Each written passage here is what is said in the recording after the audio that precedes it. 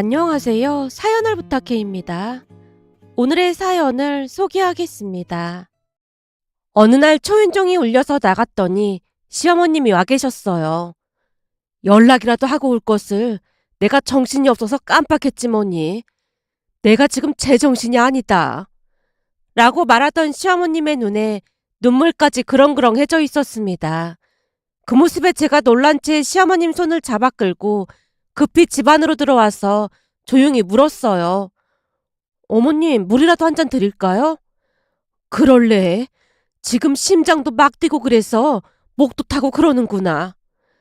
시어머님이 미안한 듯 말하는 모습에 급히 주방으로 가서 컵에 물을 따라서 시어머님에게 건넸습니다. 어머님, 우선 물부터 드세요. 내가 전생에 큰 죄를 지은 게 분명하다. 네? 그게 무슨 말씀이세요? 그렇지 않고서야 어떻게 이럴 수가 있어. 혹시 도련님한테 무슨 일 생긴 거예요? 시어머님 눈치를 살피며 살짝 운을 뗐는데요. 도련님이란 단어를 듣자마자 시어머님이 말을 쏟아냈습니다. 내가 그 인간 때문에 제명에 못 살 거다. 대체 전생에 무슨 죄를 지었길래 그런 인간이 내 자식으로 태어난 건지 모르겠어. 어머님, 대체 무슨 일인데 그러세요? 저번에 성훈이가 사귀던 사람이 있다고 했잖니. 그랬죠? 집에도 몇 번 데리고 왔었다고 했잖아요. 근데 아무리 봐도 마음에 들질 않는 거야. 그래서 내가 잘 생각해보고 결혼하라고 했거든. 순간 시어머님이 무슨 말을 꺼내려다가 말을 멈춘 채 물을 들이켰는데요. 잠시 후 시어머님 입에서 험한 말이 쏟아져 나왔습니다. 내가 잘 생각해보라고 했더니 그 미친 인간이 말이다. 글쎄 대형 사고를 쳤지 뭐니. 네? 대형 사고라니요? 제가 걱정스러운 목소리로 묻자 시어머님이 갑자기 눈물까지 쏟았습니다. 어머님, 대체 무슨 일인데 그러세요? 그 미친 인간들이 임신을 했다지 뭐니. 네? 임신이요? 더 기가 막힌 건 지금 벌써 5개월이 넘었다잖니. 맙소사, 5개월이요? 근데 지금까지 말을 안 한 거예요? 그랬다잖니. 그러는 바람에 그쪽 집안도 지금 난리가 났다잖아. 이렇게 무책임한 인간들이 어디 있다니 그래. 결국 시어머님이 통곡까지 하고 있었기에 제가 티슈를 가지고 와서 시어머님 눈물을 닦아드렸는데요.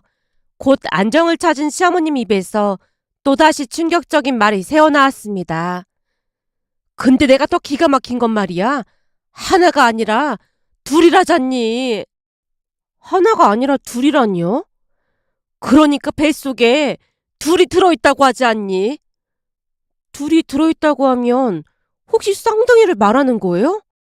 그렇다더구나. 그것도 아들 쌍둥이라고 하는데 내가 그 인간들 때문에 살 수가 없다.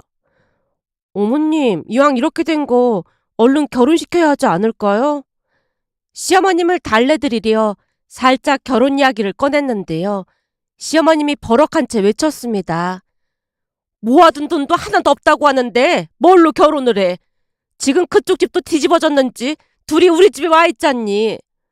그럼 도련님이랑 예비동서가 시댁에 와 있는 거예요? 집에서 쫓겨났다는데 별 수 있겠니?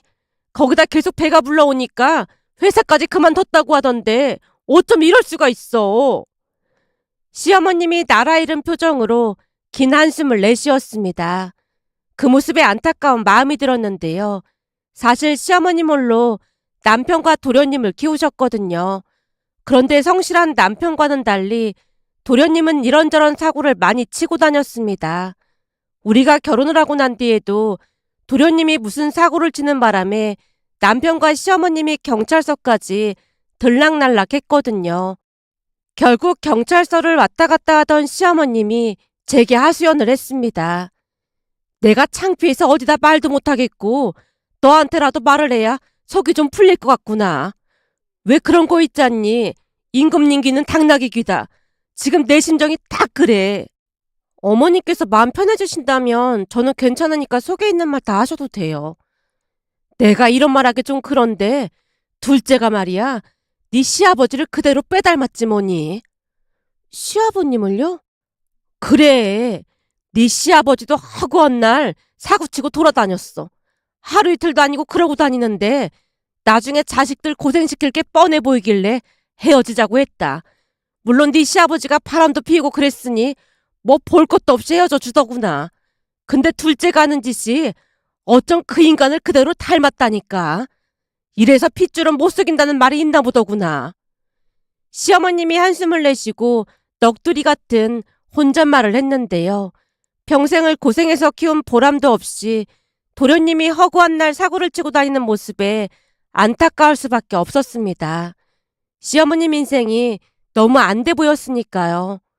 문제는 그 뒤에도 도련님이 계속해서 사고를 치고 다녔기에 가족 모두 두 손 두 발 다 들었다고 해도 과언이 아니었는데요. 그 와중에 예비동서가 임신까지 했다는 말에 큰 충격을 받을 수밖에 없었습니다.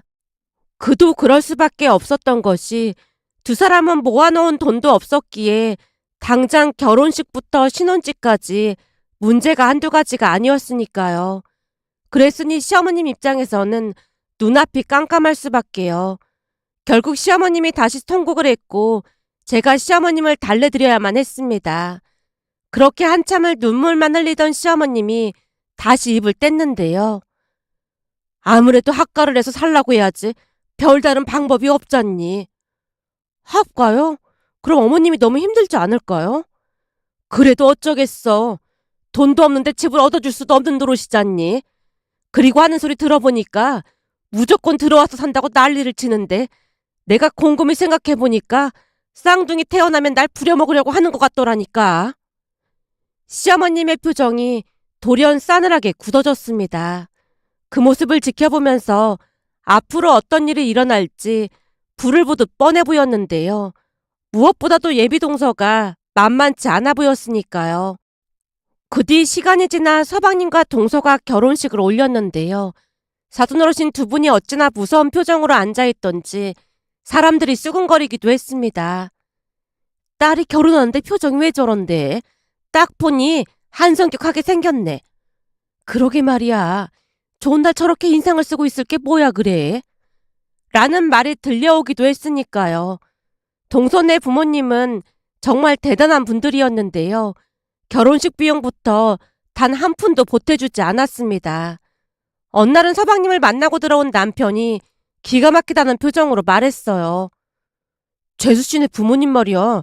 아주 대단하시더라고. 사돈어르신 두 분이 왜? 글쎄 임신을 했다고 하는 순간 동생 뺨을 올려붙이고 어마어마했다고 하더라고. 라며 남편이 고개를 절레절레 흔들었습니다. 진짜? 근데 결혼도 안 한 딸이 임신했다고 하면 부모님 입장에선 충분히 그럴 수 있지 않을까? 그것도 참 웃긴 게 동생 말 들어보니까 그 모든 걸 계획한 것도 재수 씨라고 하더라고. 그래야 양가에서 허락을 해줄 거라고 하면서 말이야. 그게 정말이야? 서방님이 그래? 그랬다니까. 암튼 둘 다 정신이 나가도 보통 나간 게 아니야. 아무리 그렇다고 해도 어떻게 그런 짓을 할 수가 있어. 암튼 내가 볼 때는 앞으로 보통 큰일이 아닐 것 같아. 이러다 우리까지 괜히 불똥이 튈까 걱정이라니까. 남편이 걱정스레 말을 했는데요. 역시나 서방님과 동서가 결혼을 한 후 이런저런 문제가 생기기 시작했습니다. 처음 한동안은 시어머님이 아무런 말도 없었기에 큰 문제가 없다고 생각하며 지냈지만 시어머님이 참고 또 참았다고 하네요.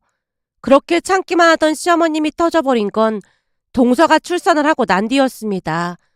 어느 주말 시어머님이 집에 찾아왔는데 안색이 충충하게 그늘져 보였으니까요. 시어머님 안색이 너무나 안 좋아 보였기에 제가 조용히 물었어요. 어머님, 무슨 일 있으신 거예요? 이게 다 둘째네 때문 아니겠니? 쌍둥이 보느라 많이 힘드시죠? 쌍둥이 보는 것도 보는 건데 둘째네가 어찌나 싸우는지 하루하루 살얼음판을 걷는 기분이라니까. 둘이 많이 싸우는 거예요? 이건 싸우는 정도가 아니야. 집안이 떠내려가라 소리를 지르는데 진짜 살 수가 없다. 대체 왜 그러는 건데요?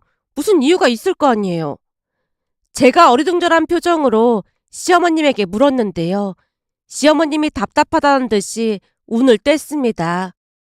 집이 좁아서 답답하다고 불평불만을 늘어놓다가 싸우기 시작하는데 얹혀 사는 주제에 참 양심도 없다니까. 하긴 그 집에서 쌍둥이를 키우려면 힘들긴 할 것 같아요. 라며 제가 눈치를 보며 대답했는데요. 시어머님이 짜증스레 말했습니다. 그럼 지들이 돈 벌어서 나가던지. 내가 없는 것도 아니고 하루가 멀다 하고 싸우는데 진짜 없던 병도 생길 지경이야. 거기다 사돈 양반들도 전화를 해서는 조금 큰 집으로 이사를 가라고 하는데 어찌나 어이가 없던지 참다 나도 한 소리 했잖니. 시어머님이 있었던 일을 말해줬는데요. 며칠 전 안 사돈 어르신에게 전화가 걸려왔다네요. 사부인, 제가 드릴 말씀이 있어서 전화드렸습니다. 네, 말씀하세요. 안 사돈 어르신이 인사도 없이 다짜고짜 따져 묻는 모습에 시어머님도 인사 없이 바로 대답을 했답니다. 다른 게 아니라 사부인도 알다시피 지금 사는 집이 좁다 보니까 우리 딸이 많이 답답해 하더라고요. 우리 딸이 손자를 둘씩이나 낳아줬는데 손자들을 위해서 이사할 생각은 없으신지요? 그렇잖아도 그 문제 때문에 아들 며느리랑 이야기를 해봤지만 아시다시피 큰 집으로 가려면 돈이 많이 들 텐데 저한테 그런 큰 돈이 어디 있겠습니까? 그럼 대출이라도 받아서 이사를 좀 하시던지요. 저도 웬만하면 이런 말 안 하라고 했는데 우리 딸이 이혼하고 싶다는 말까지 하는 거 보니까 걱정이 돼서 그럽니다. 사돈 어르신이 이혼이라는 말까지 언급하며 시어머님을 압박했던 모양이었어요. 그 바람에 시어머님도 이성을 잃고 따져 물었답니다. 임신을 혼자 하는 것도 아니고 둘이 같이 그런 건데 왜 저한테만 그러시는 건지 잘 모르겠습니다. 그게 무슨 말씀이세요? 결혼식부터 모든 걸 우리 집에서 다 시켜줬는데 그렇게 말씀하시는 건 도를 넘었다는 생각이 들어서요. 이게 다 성은이가 우리 딸을 임신시켜서 사달이 난 건데 도를 넘다니요. 제가 들어보니까 그 모든 계획은 며느리가 세웠다고 하던데 왜 우리 아들만 잘못한 것처럼 말씀을 하시느냐 그 말입니다. 집이 좁아서 정 안타까우시면 사부인이 데리고 가서 함께 사시던지요. 제가 들어보니 사부인 댁이 우리 집보다 훨씬 크다면서요. 말이 그렇다는 거지. 제가 어떻게 데리고 있겠습니까? 한번 말 꺼내본 거니까 신경 쓰지 마세요. 라며 안 사돈 어르신이 급히 전화를 끊었답니다. 한동안 이야기를 하던 시어머님이 짜증스레 제게 말했어요. 데리고 가라고 하니까 후다닥 전화를 끊어버리더라니까. 그러면서 뭔 집을 옮겨라 마라 그러는 건지 진짜 해도 너무하잖니. 그러게요. 그건 도를 넘은 게 확실하네요. 그렇지. 어찌나 열불이 나고 못 참겠던지 답답해서 이렇게 찾아왔다. 잘하셨어요, 어머님. 그러지 마시고 맛있는 거라도 먹으러 갈까요? 그럼 그럴까? 라며 시어머님이 반색했는데요. 그동안 쌍둥이 조카들을 돌보느라 시어머님 얼굴이 말이 아니었습니다. 그날 시어머님이 집에 돌아가시고 난 뒤 남편에게 말을 꺼냈어요. 여보, 어머님이 많이 힘들어하시는 것 같던데 우리가 좀 도와드려야 하는 게 아닌가 싶어. 우리가 뭘 도와드려? 동서가 집이 좁다고 맨날 짜증내고 그러나 보더라고. 그거야 자업자득인 거지. 짜증을 내긴 왜 짜증을 내? 내 생각도 그렇긴 한데 어머님께서 너무 스트레스를 받으시는 것 같더라고. 그래서 말인데 우리가 어머님께 돈을 좀 빌려드려야 하나 싶기도 하고 좀 심란하네. 돈을 빌려드리다니 그건 또 무슨 말이야. 사실 쌍둥이들까지 키우는데 집이 많이 좁긴 하잖아. 우리가 돈이 없는 것도 아니고 여유가 있으니까 좀 빌려드리면서 큰 집으로 이사를 가시라고 하는 게 어떨까 싶어서 그렇지. 지금도 매달 50만 원씩 엄마한테 드리고 있는 것도 몽땅 조카들 육아용품 사는데 쓴다는데 양심이 없어도 너무 없네. 내 생각도 그렇긴 한데 어머님께서 너무 스트레스를 받아 하시니까 그냥 드리자는 게 아니라 어머님께 빌려드리자는 말이야. 통장에 여윳돈도 있고 우리는 그닥 쓸 데도 없잖아. 라며 제가 제안을 했는데요. 사실 제 입장에서는 홀 시어머님을 모시지 않는다는 것에 대한 미안함 같은 것이 없잖아 있었거든요. 근데 비록 얹혀 사는 거나 마찬가지였지만 동서와 서방님이 모시고 있는 건 맞다고 생각했기에 조금이라도 도움을 드리고 싶었습니다. 하지만 남편이 방방 뛰고 난리도 아니었는데요. 아마도 친정에 도움을 받은 게 많았기에 미안해서 그랬던 게 아닌가 싶었습니다. 그렇게 며칠 동안 남편을 설득했고 시어머님에게 돈을 드리면서 조금 큰 집으로 이사를 가시라고 했습니다. 뭐? 이사를 가라고? 네, 쌍둥이들까지 키우기에는 집이 많이 좁긴 한 것 같아서요. 그래도 미안해서 이 돈을 어떻게 받아? 제가 말씀드렸잖아요. 그냥 드리는 게 아니라 빌려드리는 거예요. 그러니까 우선 큰 집으로 이사부터 가세요. 그럼 차용증 그런 거 쓰자꾸나. 부모 자식 간에 무슨 차용증을 써요. 괜찮으니까 신경 쓰지 마세요. 아니다. 사람이 그러면 안 되는 거야. 부모 자식 간에도 동거래를 하면 무조건 차용증을 써야 나중에 뒤탈이 없는 법인 거야. 라며 시어머님이 억지로 차용증을 쓰라고 했고 저도 얼떨결에 차용증을 썼습니다. 그 뒤 시댁 가족들은 30평대로 이사를 했는데요. 이사를 한 뒤로는 동서도 기분이 나아진 것인지 더 이상 크게 다투는 일이 없다고 했습니다. 하지만 시어머님은 여전히 동서를 못마땅해 했는데 제게 미안했던 것인지 시어머님이 말을 아끼는 모습이었어요. 우리 또한 돈 때문에 실랑이를 벌이고 싶지 않았기에 큰 행사가 있을 때마다 큰 돈은 우리가 전부 부담을 하곤 했습니다.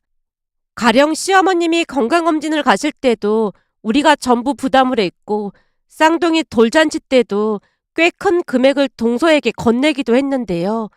제가 건넨 돈을 넙죽 받던 동서가 피식 웃으며 말했어요.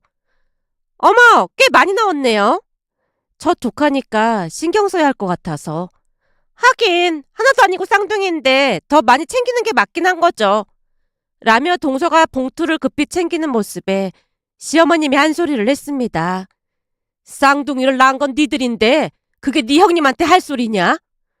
제가 뭘 어쨌다고 그러시는 거예요? 네 형님이 돌잔치에 보태라고 돈을 줬는데 고맙다는 말 한마디는 내야지. 말 뻔세가 그게 뭐니? 고맙다고 했잖아요. 네가 언제 고맙다고 했어?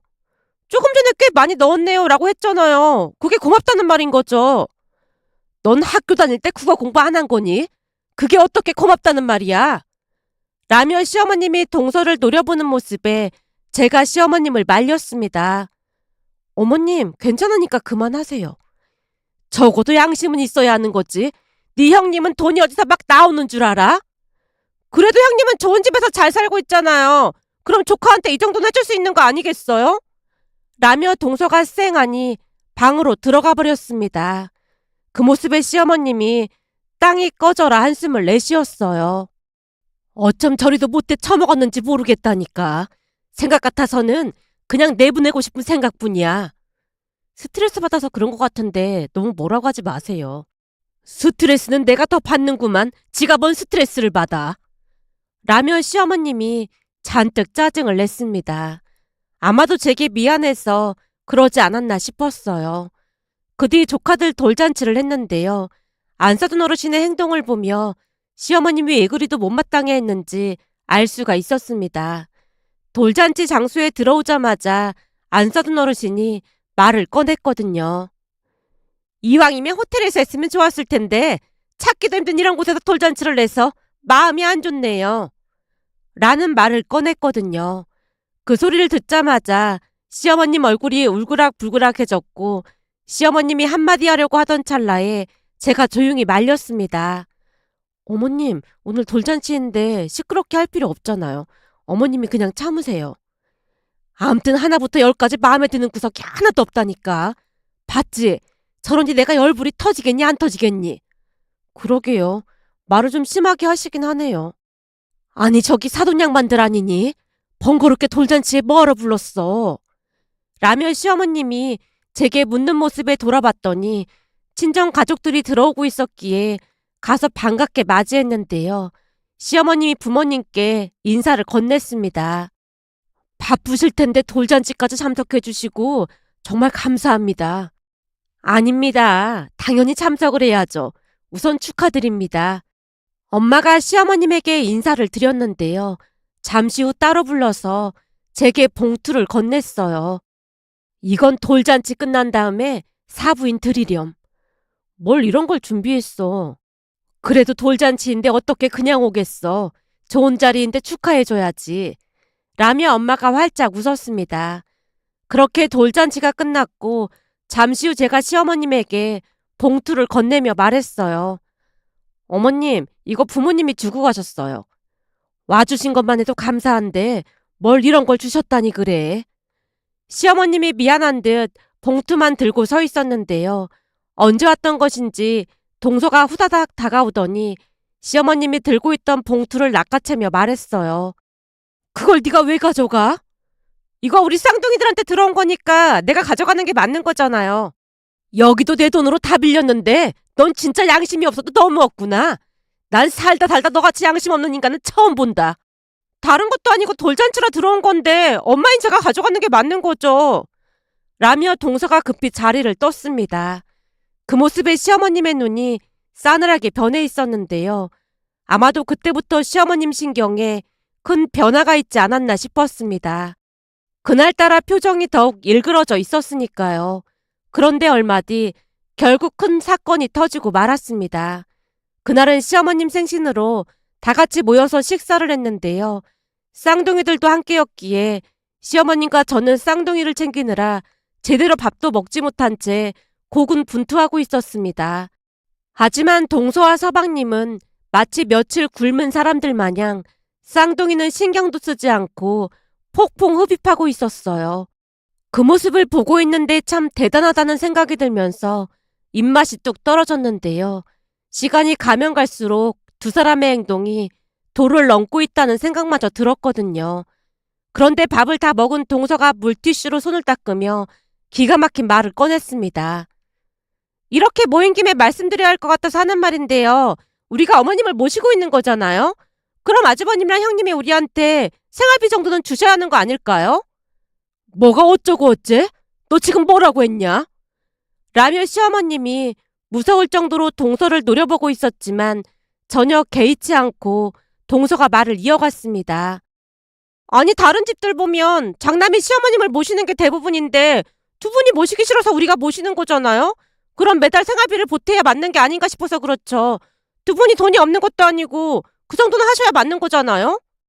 뭐? 니들이 나를 모시고 살아? 니들이 언제 나를 모시고 살았어? 내가 니들을 모시고 살고 있지. 내가 요즘 쌍둥이들 보느라 삭신이 쑤시고 안 아픈 데가 없구만. 어디서 말을 그따위로 하고 있어? 시어머님이 동서에게 삿대질까지 하고 있었기에 남편과 제가 시어머님을 모시고 그곳을 나와야만 했습니다. 그런데 며칠 뒤 기가 막힌 일이 일어났는데요. 시어머님이 제게 전화를 해서 부탁을 했어요. 예, 저기 부산에 펜션 하나만 알아봐다오. 펜션이요? 여행 가시게요? 그럼 호텔로 알아봐 드릴게요. 호텔은 절대 안 되고 10만 원 안쪽으로 알아봐주면 된다. 절대로 비싼 걸로 알아보면 안 된다. 알겠지? 그리고 다음 달 첫 번째 금요일부터 2박 3일로 예약 좀 해다오. 대체 무슨 일인데 그러세요? 다른 건 아니고 둘째 내가 육아로 힘들어하는 것 같아서 여행이나 보내줄까 해서 그렇지. 그럼 제가 괜찮은 곳으로 알아볼게요. 글쎄 절대로 10만 원 넘기면 안 된다니까. 라며 시어머님이 어찌나 강조를 하시던지 알았다고 대답을 한 후에 시어머님이 말한 날짜로 펜션을 알아봐서 알려드렸습니다. 그 뒤 저는 그 일을 잊은 채 지냈는데요. 어느 날 동서에게 전화가 걸려왔습니다. 형님, 진짜 너무한 거 아니에요? 어떻게 저한테 이럴 수가 있어요? 너무하다니, 뭐가 너무해? 형님도 다 알고 있었죠? 내가 뭘 알고 있어? 대체 무슨 말을 하는 거야? 동서의 말에 제가 어리둥절한 목소리로 물었는데요. 동서가 울면서 박박 악을 썼습니다. 어머님이 집 뺀 거 형님도 알고 계셨죠? 뭐? 집을 빼다니? 그게 무슨 말이야? 어머님이 집 빼고 사라지셨단 말이에요. 지금 형님 집에 계신 거 아니에요? 어머님이 사라지시다니 알아듣게 말을 해. 라는 제 말에 동서가 기가 막힌 말을 하기 시작했습니다.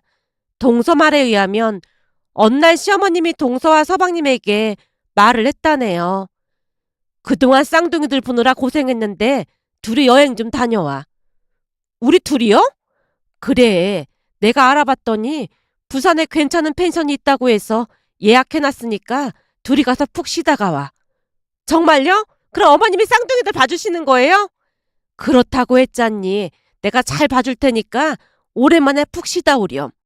시어머님의 말에 동서와 서방님이 신나서 부산으로 내려갔다네요. 동서의 말에 제가 대꾸했습니다. 그건 나도 알고 있는 건데 그 펜션 내가 예약했거든. 근데 형님이 어떻게 아무것도 모를 수가 있어요? 그냥 예약만 해달라고 하시길래 예약해드린 것뿐이야. 근데 대체 무슨 일인데 그래? 제 물음에 동서가 다시 말을 이어갔는데요. 알고 봤더니 시어머님이 금요일날 동서와 서방님을 부산으로 내려보내놓고는 토요일 아침 쌍둥이를 데리고 동선의 친정으로 가서 급한 일이 생겼다며 오전에 잠깐만 봐달라고 했다네요. 그리고는 다시 집에 돌아와서는 동서와 서방님 짐을 용달에 실어서 동선의 친정으로 보냈다고 합니다. 용달이 도착한 걸 보고 너무나 놀란 나머지 사돈 어르신이 시어머님에게 전화를 걸었지만 휴대폰이 꺼져 있었다네요. 결국 동서와 서방님이 급하게 부산에서 올라왔고 사돈 어르신 두 분과 함께 부랴부랴 시댁으로 가서 배를 눌렀다는데요. 안에서 모르는 사람이 나와서는 새로 이사를 왔다고 했다네요. 동서의 말을 듣다가는 놀라서 외쳤습니다. 뭐? 어머님께서 이사를 가셨단 말이야? 어디로 가셨는데? 그걸 알면 제가 형님한테 전화했겠어요? 어머님 거기 계신데 저 속이는 거 아니에요? 제가 지금 거기로 갈게요. 동서와 서방님, 그리고 사돈어르신까지 집에 찾아왔고 집안을 샅샅이 뒤지고 난리도 아니었습니다. 아닌 밤중에 홍두깨라고 하더니만 도대체 무슨 일이 일어난 것인지 넋이 나가고 말았어요. 시어머님에게 전화를 해봤지만 역시나 휴대폰이 꺼져 있었거든요. 그 뒤 동서와 서방님은 어쩔 수 없이 친정으로 들어갔고 며칠 뒤 제가 남편에게 말을 꺼냈어요. 여보, 경찰에 신고라도 해야 하는 거 아니야? 엄마가 용달 기사한테 전달해달라고 편지까지 보냈다는데 신고를 하긴 무슨 신고를 해. 그 편지에 찾지 말라고 써 있었다고 하잖아. 내가 볼 때는 성훈이랑 재수씨 때문에 학을 띄고 도망가신 거야. 그 정도면 많이 참으신 거지 뭐. 조금 있으면 우리한테 연락 올 거니까 기다리고 있어봐. 그리고 이건 우리 집 우편함에 있더라고. 라며 남편이 편지 한 장을 건네줬는데요. 거기에는 빠른 시간 안에 돈을 갚겠다는 말과 함께 당분간 절대 찾지 말라는 당부도 적혀 있었습니다. 그렇게 시간이 얼마나 지났을까요? 몇 달 뒤 모르는 번호로 전화가 걸려와서 전화를 받았는데요. 예, 나다. 어머님? 어머님 대체 어디 계신 거예요? 난 지금 내 친구랑 함께 살고 있어. 내 친구도 몇 년 전에 남편 떠나보내고 혼자 살고 있거든. 거기서 같이 지내고 있으니까 걱정하지 마라. 저한테는 말씀해 주실 수도 있잖아요. 지금 어디 계신 거예요? 넌 거짓말을 못해서 절대 안 돼. 근데 이 번호는 뭐예요? 어디서 전화하시는 거예요? 여기 공중전화야. 혹시나 추적당할까봐 공중전화 사용하고 있어. 네? 추적이요? 영화에서 보면 휴대폰 위치 추적하고 막 그러잖니. 둘째 그것들이 그러고도 남을 인간들이야. 그러니까 나한테 전화 왔다는 소리도 절대 하면 안 된다. 니들이 빌려준 돈은 시간 봐서 보낼 테니까 아무 소리 하지 말고 있어. 어머님 사라지셔서 지금 여기 난리 났어요. 그건 내 알 바 아니고 그 인간들은 친정으로 들어간 거니? 한동안 친정에서 살다가 사돈 어르신들도 같이 못 살겠다고 해서 작은 집 하나 얻어서 나와 살고 있는 것 같더라고요. 서방님이 그이한테 돈 빌려달라고 전화를 했던 모양인데 그이가 어머님 찾아내라고 발칵 뒤집어 놔서 더 이상 연락은 없어요. 아주 잘했구나. 그 인간들 절대 도와주면 안 된다. 그리고 내가 종종 연락할 테니까 걱정하지 말고. 어머님, 어디 계신지만 말씀해 주시면 안 돼요? 글쎄 지금은 안 된다니까. 한 1년 지나면 잠잠해질 것 같으니까 그때 다시 연락하마. 라며 시어머님이 전화를 끊었고 그 뒤에도 몇 달에 한 번씩 전화가 걸려올 뿐이었습니다. 그렇게 1년 정도가 지난 어느 날 역시나 모르는 번호로 전화가 걸려와서 받았는데요. 시어머님이 계신 위치를 말씀해 주셔서 남편과 함께 다녀왔습니다. 내려가서 시어머님을 만났는데 다행히 얼굴도 더 좋아지셨고 생활에 만족하고 계셨어요. 요즘도 시어머님을 뵈러 내려가고 있는데요. 며칠 전 동서가 전화를 걸어와서 시어머님을 찾았냐고 묻는 모습에 약간은 괘씸한 마음이 들어 지나간 일들이 떠올라 글 남겨봅니다. 두 사람이 정신 차리고 살길 간절히 바라고 있지만 과연 두 사람이 변할 수 있을까요? 오늘의 사연은 여기까지였습니다. 즐겁게 보셨다면 구독, 좋아요 부탁드립니다. 고맙습니다.